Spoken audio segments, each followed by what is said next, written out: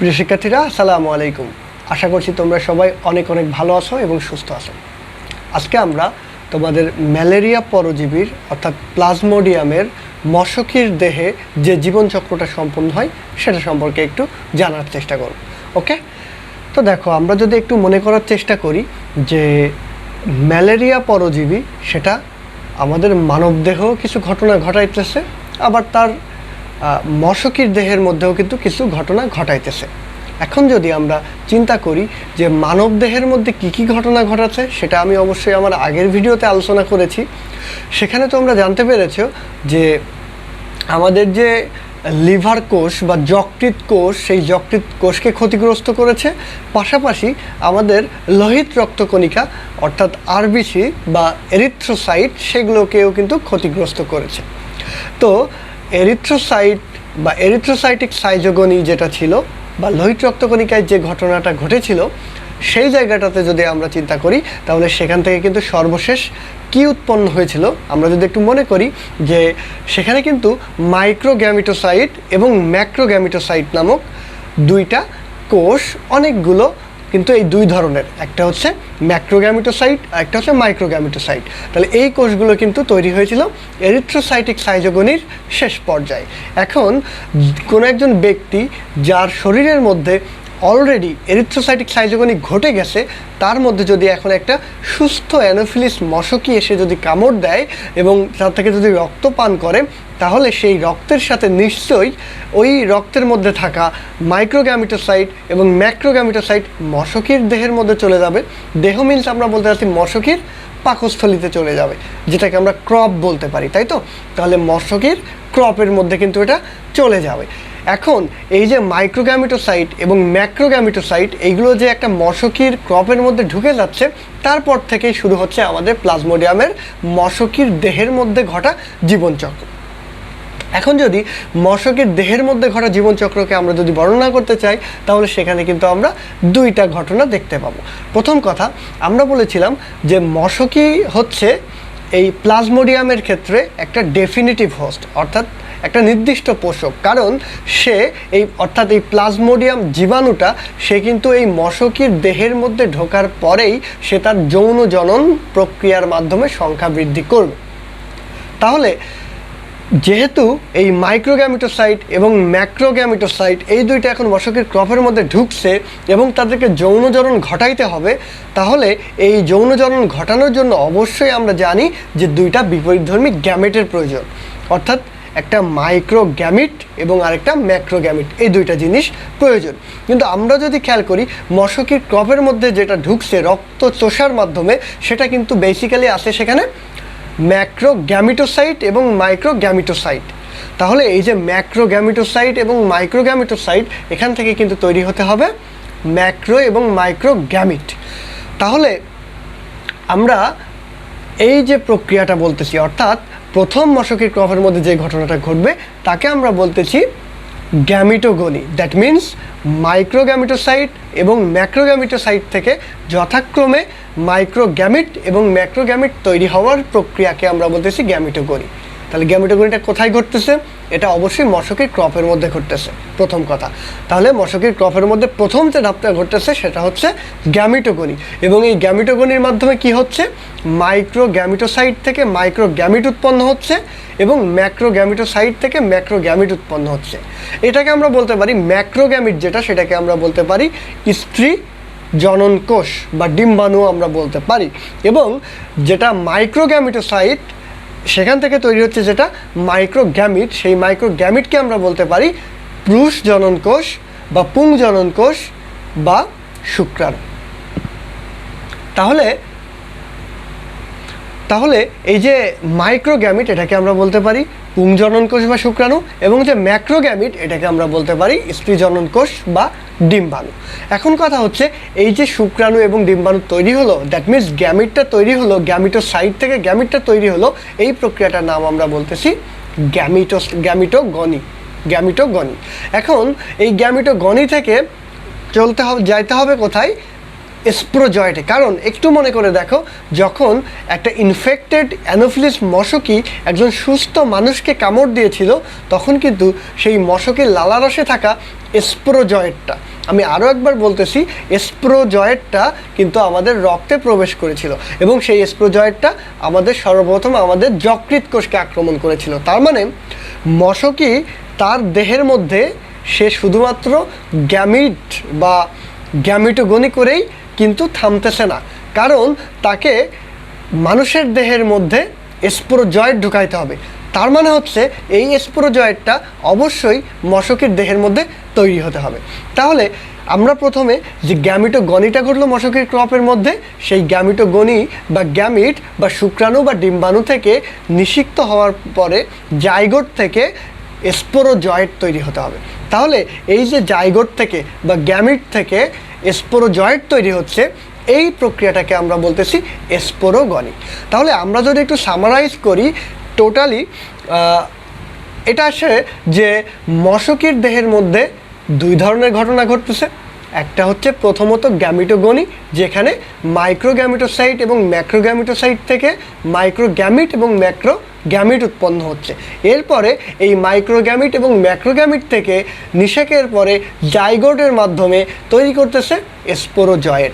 তাহলে এই গ্যামিট থেকে অথবা জাইগোট থেকে যে স্পোরোজয়েটটা তৈরি হচ্ছে, এই ধাপটার নাম আমরা বলতেছি স্পোরোগনি। তাহলে এই দুইটা ঘটনায় কিন্তু মশকের ক্রপের মধ্যে ঘটবে। তাহলে ওভারঅল যদি আমরা একটা ধারণা পেয়ে থাকি, আমরা একটু স্ক্রিনে চলে যাব এবং আমরা দেখব যে স্পোরোগনি এবং গ্যামিটোগনি আসলে এক্স্যাক্টলি কীভাবে মশকের দেহের মধ্যে ঘটতেছে। ওকে, সো লেটস গো। ওকে, তো আমরা যেটা বলতেছিলাম যে মশকের দেহের মধ্যে যদি আমরা বলি, তাহলে দুইটা ঘটনা ঘটবে। এটা এখানে একটা চিত্র তোমরা দেখতে পাচ্ছ, এটা একটা মশকের ক্রপকে দেখানো হচ্ছে। যদি আমরা এটা ল্যান্ডস্কেপে দেখতে পেতাম, তাহলে হয়তো আমাদের জন্য আরও ভালো হতো। ওকে, তো এখানে যদি খেয়াল করো, দেখো যে প্রথমত মশকি যখন একজন মানুষকে বা একজন ইনফেক্টেড মানুষকে, যার দেহের মধ্যে অলরেডি এরিথ্রোসাইটিক সাইজোগনি কমপ্লিট করেছে প্লাজমোডিয়াম জীবাণুটা, তো তাকে যদি কামড় দেয় একটা মশকি, তাহলে তখন সেই সেই রক্ত বা রক্ত রসের মাধ্যমে কিন্তু মাইক্রোগ্যামিটোসাইট এবং ম্যাক্রোগ্যামিটোসাইটগুলো মশকির পাকস্থলীর মধ্যে বা মশকির পেটের মধ্যে, দ্যাট মিন্স মশকির ক্রপের মধ্যে, এই মাইক্রোগ্যামিটোসাইট এবং ম্যাক্রোগ্যামিটোসাইটগুলো প্রবেশ করবে।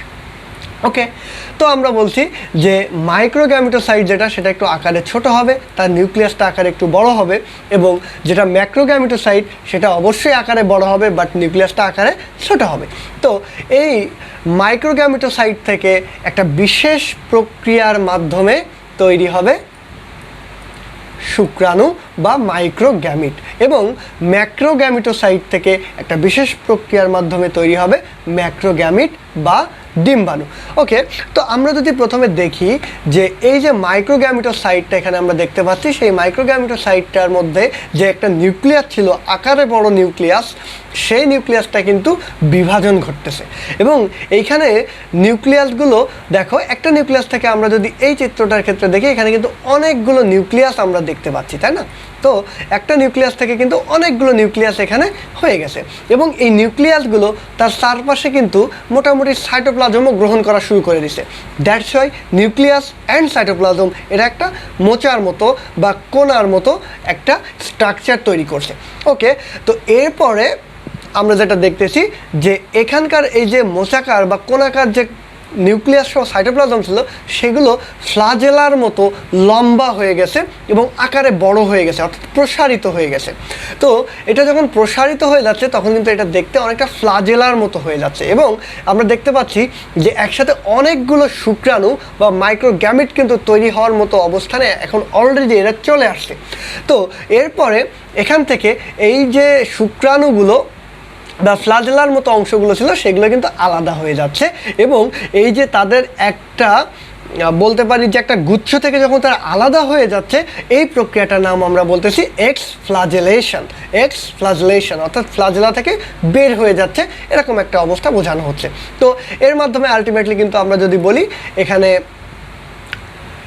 মোটামুটি কিন্তু অনেকগুলো এক্সফ্লাজেলেশন প্রক্রিয়ার মাধ্যমে অনেকগুলো শুক্রাণু এখানে তৈরি হচ্ছে, অর্থাৎ গ্যামিট এখানে তৈরি হচ্ছে।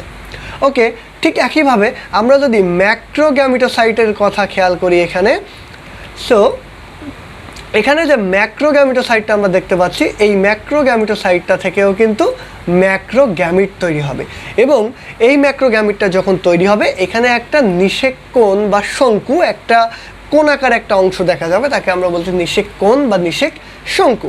এবং এই যে ম্যাক্রোগ্যামিট বা ডিম্বাণু যেটাকে আমরা বলতেছি, এই ডিম্বাণুর যে কোণটা আছে, এই ডিম্বাণুর কোণ দিয়ে বেসিক্যালি আমাদের মাইক্রোগ্যামিট বা শুক্রাণুটা ডিম্বাণুর সাথে মিলিত হবে বা নিষিক্ত হবে।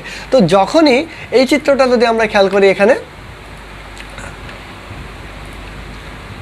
ওকে, তো এখানে যদি আমরা খেয়াল করি তাহলে কিন্তু এখানে এই যে মাইক্রোগ্যামিট বা শুক্রাণু এবং এই যে ম্যাক্রোগ্যামিট বা ডিম্বাণু দুইটা মিলিত হচ্ছে এবং এই শুক্রাণুটা কিন্তু ওই নিষেক কোণ বা শঙ্কু দিয়ে ডিম্বাণুর মধ্যে প্রবেশ করতেছে এবং যখনই প্রবেশ করতেছে তখন কিন্তু শুক্রাণু এবং ডিম্বাণুর নিউক্লিয়াস দুইটা একীভূত হয়ে যাচ্ছে এবং যে নতুন যে স্ট্রাকচারটা তৈরি করতেছে, দ্যাট মিনস নিষেকের পরে যে অবস্থাটা তৈরি হচ্ছে তাকে আমরা বলে থাকি জাইগোট। তো এর ক্ষেত্রে যে জাইগোটটা আছে, সেই জাইগোটটা আমরা যদি দেখি তাহলে এই যে ক্রপের প্রাচীরের যে কোষগুলো আছে এখানে, এই ক্রপের প্রাচীরের কোষের সাথে একটা কোণের মতো আমরা যদি বলি বা ওকিনেট, একটা শঙ্কু বা একটা কোণের মতো কিন্তু এই জাইগোটটা আকৃতি ধারণ করতেছে এবং এর সাথে যুক্ত হয়ে যাচ্ছে। দ্যাটস ওয়াই এই জাইগোটটাকে আমরা বলতেছি ওকিনেট। ওকে, তো আমাদের একটা জিনিস খেয়াল রাখতে হবে এই জায়গাটাতে, যে মাইক্রোগ্যামিট এবং ম্যাক্রোগ্যামিট যখন তৈরি হয়েছিল সেটা কিন্তু এই মাইক্রোগ্যামিট এবং ম্যাক্রোগ্যামিট এই দুইটাই কিন্তু ছিল একটা হ্যাপ্লয়েড নিউক্লিয়াস বিশিষ্ট বা হ্যাপ্লয়েড ক্রোমোজোম বিশিষ্ট একটা অবস্থা। ওকে, কিন্তু যখনই এরা নিষিক্ত হয়ে যাচ্ছে, দ্যাট মিনস যখন এরা ওকিনেট তৈরি করতেছে তখন কিন্তু এরা হয়ে যাচ্ছে ডিপ্লয়েড। ওকে, তাহলে এই নিষেকের মাধ্যমেই কিন্তু সেটা ডিপ্লয়েড দশাটা পাচ্ছে। ওকে, তাহলে যদি আমরা বলি ওকিনেটের ক্রোমোজোম সংখ্যা বা ক্রোমোজোমের স্ট্রাকচার কেমন, তাহলে আমরা বলতে পারবো এটা ডিপ্লয়েড বা দ্বিপ্রস্থ ক্রোমোজোম। বাট আমরা যদি বলি মাইক্রোগ্যামিট অথবা ম্যাক্রোগ্যামিট, সেটা হচ্ছে হ্যাপ্লয়েড হবে। ওকে, তো আমরা এখন ছিলাম ওকিনেট বা জাইগোটে। তো এখন এই জাইগোটটা বা ওকিনেটটা এই যে ক্রপ বা তার পাকস্থলীর যে প্রাচীরটা আছে, এই প্রাচীরটা ভেদ করে প্রাচীরের বাইরের ওয়ালে এসে বসবে। এখন এই যে ওকিনেটটা যখন বাইরের ওয়ালে এসে বসবে তখন একটা সিস্ট বা একটা আবরণী দিয়ে সেটা আবৃত হয়ে এই সিস্টের সাথে এই ওয়ালের সাথে, ক্রপের প্রাচীরের সাথে লেগে থাকবে। তো এই যে সিস্ট বা এই যে পর্দা সহ যে ওকিনেটটা মশকির ক্রপের বাইরের প্রাচীরে অবস্থান করতেছে তখন তার আমরা নাম দিচ্ছি ওওসিস্ট। এবং এখানে দেখো ওওসিস্টকে ডিপ্লয়েড হিসাবে দেখানো হয়েছে। তাহলে নিষেকের পরে তৈরি হয়েছিল জাইগোট, যেটার নাম আমরা বলেছিলাম ওকিনেট। ওকিনেটটা যখন মশকির ক্রপের প্রাচীর ভেদ করে বাইরে গিয়ে বাইরের প্রাচীরে বসতেছে তখন সেটা একটা পর্দা দিয়ে আবৃত হয়ে যাচ্ছে, তখন তার নাম আমরা বলতেছি ওওসিস্ট। একটা সিস্টের মতো একটা স্ট্রাকচার এখানে তৈরি হচ্ছে। এরপরে এই যে ওওসিস্টটা আমরা দেখতে পাচ্ছি, সেই ওওসিস্টটা এদিকে যদি খেয়াল করি, এই ওওসিস্টের মধ্যে যে নিউক্লিয়াসটা আছে এই নিউক্লিয়াসটা কিন্তু আবার বিভাজন হওয়া শুরু করবে। এখন এই ওওসিস্টের নিউক্লিয়াসটা যদি আবার বিভাজিত হয় তাহলে এর মধ্যে আমরা অনেকগুলো নিউক্লিয়াস পাবো। তাহলে নিউক্লিয়াসের বিভাজন আমরা দেখতে পাচ্ছি। এরপরে যদি আমরা দেখি এই অনেকগুলো তৈরি হওয়া নিউক্লিয়াস আবার তার চারপাশে সাইটোপ্লাজম নিয়ে নিল, তাহলে অনেকগুলো গোল গোল কোষ কিন্তু আমরা এর মধ্যে দেখতে পাচ্ছি। তো এই অবস্থাটাকে বলতেছি আমরা পরিস্ফুটনরত ওওসিস্ট। আমরা যদি একটু খেয়াল করি যে একটা ওওসিস্ট ছিল যেটা মশকির ক্রপের বাইরের প্রাচীরে লেগেছিল, তো সেটার মধ্যেকার নিউক্লিয়াসটা বিভাজিত হয়ে অনেকগুলো নিউক্লিয়াস হয়ে গেল এবং সেই নিউক্লিয়াসগুলো এখন আলটিমেটলি তার চারপাশে সাইটোপ্লাজম নেওয়া শুরু করছে। That means the nucleus and the oocyst is in a developing phase. That means এটা হচ্ছে একটা পরিস্ফুটনরত, অর্থাৎ এরা এখনও পরিস্ফুটিত হয়ে পারেনি, বাট পরিস্ফুটন ঘটনাটা তারা ঘটানোর চেষ্টা করতেছে বা চালায় যাইতেছে। তো এই যে পরিস্ফুটনরত ওওসিস্টটা আছে, এই পরিস্ফুটনরত ওওসিস্ট থেকে পরবর্তীতে কি হবে? স্পোরোগনি হবে, আলটিমেটলি স্পোরোগনি হবে। এবং এই স্পোরোগনি হওয়ার উপায়টা কি? যে এই যে পরিস্ফুটনরত ওওসিস্ট আছে এরা কিন্তু মিওসিস প্রক্রিয়ায় কোষ বিভাজন ঘটাবে। এখন খেয়াল করো, এর আগ পর্যন্ত যতক্ষণ পর্যন্ত সে ওসিস ছিল ততক্ষণ পর্যন্ত সে কিন্তু ডিপ্লয়েড ছিল, বাট যখনই সে মিওসিস ঘটাবে তখন কিন্তু সে হ্যাপ্লয়েড হয়ে যাবে এবং এই পরিস্ফুটনরত ওসিস সে মিওসিস প্রক্রিয়ার মাধ্যমে অনেকগুলো স্পোরোজয়েট তৈরি করবে এবং এই স্পোরোজয়েটগুলো তাহলে হবে হ্যাপ্লয়েড। স্পোরোজয়েটগুলো তাহলে কি হবে? হ্যাপ্লয়েড হবে এবং এই হ্যাপ্লয়েড স্পোরোজয়েটগুলো তখন এই যে ওসিস ছিল, সিস্টের আমরা বলছিলাম সিস্ট আমার একটা পর্দা দিয়ে আবৃত হয়ে আছে, তো এই পর্দাটা তারা বিগলন করবে বা লাইসিস করে তারা কিন্তু বাইরে চলে আসবে। তাহলে এখানে যদি আমরা খেয়াল করি তাহলে কিন্তু সেগুলো এখন বাইরে চলে আসতেছে এবং বাইরে চলে আসার পরে খুব ইন্টারেস্টিং ব্যাপার হচ্ছে এরা মশকির যে লালা গ্রন্থি বা স্যালিভারি গ্ল্যান্ড আছে সেই স্যালিভারি গ্ল্যান্ডে যেয়ে তারা বসে থাকবে, স্যালিভারি গ্ল্যান্ডে যেয়ে তারা বসে থাকবে এবং যখনই এই মশকিটা কোনো একজন সুস্থ মানুষকে আবার কামড় দিবে তখন কিন্তু তার এই লালারসের সাথে এই স্পোরোজয়েটগুলো মানুষের রক্তে প্রবেশ করবে এবং সেই স্পোরোজয়েটটা আবার মানুষের দেহের মধ্যে তার জীবনচক্র শুরু করবে। এখন যদি আমরা বলি যে একটা মশকির ক্রপে এই যে স্পোরোগনি প্রক্রিয়ার মাধ্যমে একসাথে প্রায় 3,60,000-এর মতো স্পোরোজয়েট তৈরি হতে পারে পরিস্ফুটনরত ওসিস থেকে মিওসিস বিভাজনের মাধ্যমে। তাহলে কতগুলো স্পোরোজয়েট থাকতে পারে? 3,60,000 স্পোরোজয়েট তৈরি হতে পারে। এখন কথা হচ্ছে যখন এই মশকিটা একটা সুস্থ মানুষকে কামড় দিবে তখন কিন্তু তার লালারসের সাথে তার এই যে স্পোরোজয়েটগুলো ছিল তার 10% স্পোরোজয়েট মানুষের রক্তের মধ্যে প্রবেশ করতে পারবে এবং মানুষের দেহের মধ্যে তার হেপাটিক সাইজোগনি এবং এরিথ্রোসাইটিক সাইজোগনি ঘটাইতে পারবে। তাহলে এতটুকুই ছিল মশকির দেহের মধ্যে তার জীবনচক্র। এখন যদি আমরা একটু সামারাইজ করি যে মশকির দেহের মধ্যে জীবনচক্রটা আসলে কিভাবে ঘটতেছে তাহলে আমরা খুব সহজেই বলতে পারি যে মশকির দেহের মধ্যে এই প্লাজমোডিয়াম জীবাণুর জীবনচক্রটা 2টা ধাপে ঘটতেছে। একটাকে বলতেছি আমরা গ্যামিটোগনি, যেখানে গ্যামিটোসাইট থেকে গ্যামিট তৈরি হচ্ছে।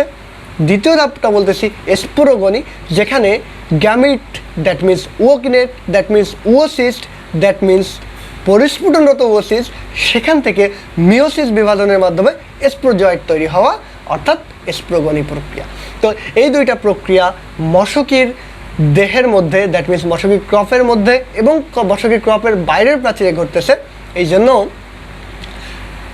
এখানে যেহেতু যৌন জনন প্রক্রিয়ার মতো একটা ঘটনা ঘটেছে দ্যাট মিন্স 2টা বিপরীতধর্মী গ্যামিট এখানে সরাসরি মিলন ঘটেছে এবং সংখ্যা বৃদ্ধি করেছে। এই কারণে মশকির দেহটাকে বা মশকের দেহের মধ্যে জীবনচক্রটাকে আমরা বলেছি প্লাজমোডিয়াম জীবাণুর জন্য ডেফিনেটিভ অর্থাৎ নির্দিষ্ট পোষক। মানুষ হচ্ছে ইন্টারমিডিয়েট পোষক অর্থাৎ মধ্যবর্তী পোষক। এখানে সে এসে তার যৌন জনন ঘটাইতে পারে না, বাট সে তার খাদ্য পুষ্টি গ্রহণ করতে পারে, কিন্তু মশকির দেহের মধ্যে সে তার যৌন জনন ঘটাইতে পারে। এই জন্য মশকিকে বলা হচ্ছে নির্দিষ্ট পোষক। তো এতটুকুই ছিল আজকের ক্লাস।